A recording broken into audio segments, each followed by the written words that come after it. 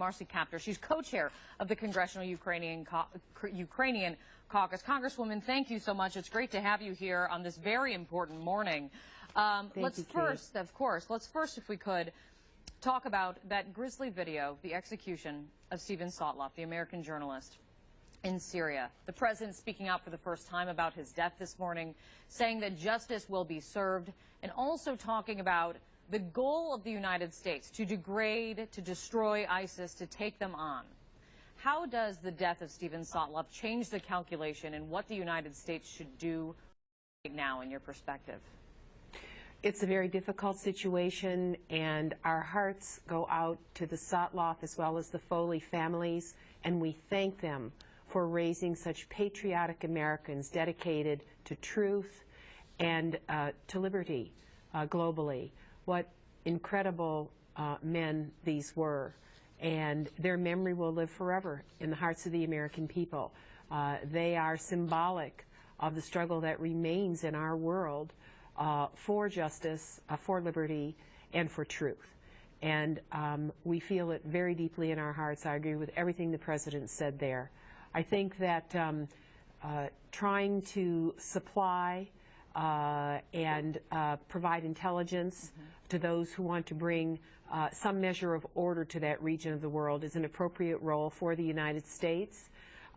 We have lost thousands of lives and spent billions of dollars in that part of the world to try to create some form of modern order, as these very rubbery states with imposed boundaries going back many decades try to reach the future. But the world simply can't accept the kind of nihilism and death ideology that pervades those who perpetrate these horrific acts against civilians. And with that in mind, do you agree with Senator Dianne Feinstein that to this point, when it comes to the president's approach against ISIS, when you talk about how terrible that terrorist organization is, do you think he has been too cautious? No, I think that it's been very difficult to penetrate those networks. They are not traditional military networks. They don't operate by rules that nations that have militaries do. So I think it's been very hard to gather the intelligence to be effective. We are about that task. We have been for several decades now, but it has been extraordinarily difficult. And they don't operate by normal procedures. You know, you sort of tamp it down here, it springs up somewhere else. So I think it has been a real task for those who understand this threat to penetrate. And many nations in the region do not have militaries and intelligence networks that provide the kind of helpful information that would be valuable. And Congresswoman, as I mentioned at the very beginning, you are also the co-chair of the Congressional Ukrainian Caucus. Yes. And my goodness, if you were awake early this morning to see the back and forth, it's a little unclear as to what is happening on the ground at this moment in Ukraine. We heard of a ceasefire. We heard of a phone call between the presidents of Russia and Ukraine. And then we hear that there's not so much of a ceasefire. What is your understanding of what is going on this morning? And more importantly, what do you think it says about the state of play? Well, I think the fact that our president, President Obama, has gone to Estonia, knowing Russia's ability to manipulate propaganda, there needed to be some kind of a response on the Russian side.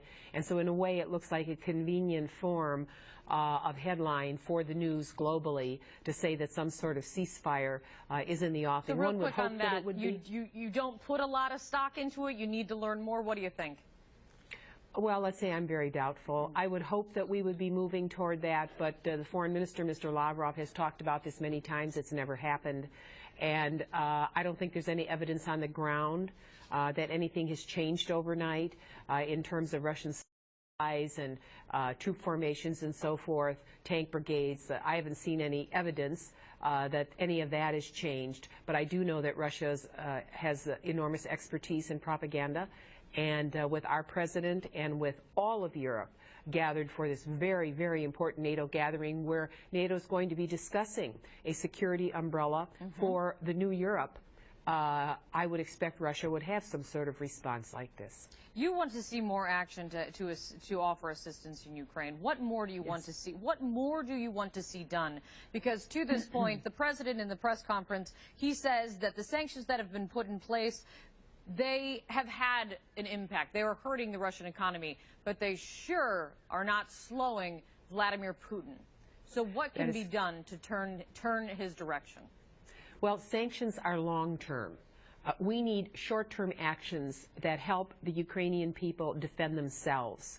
And against the Russian military, that is a very great hope. But I do believe with a bill that I've introduced along with Congressman Gerlach of Philadelphia, Pennsylvania, bill that would allow military supplies to be provided to the Ukrainian military, as well as intelligence capabilities. I think that is something that we should support. We have equipment coming out of Afghanistan. I think it would be very easy for this to happen. The Ukrainians have to fight their own battle, again, against Russian forces without intelligence. It's very, very difficult.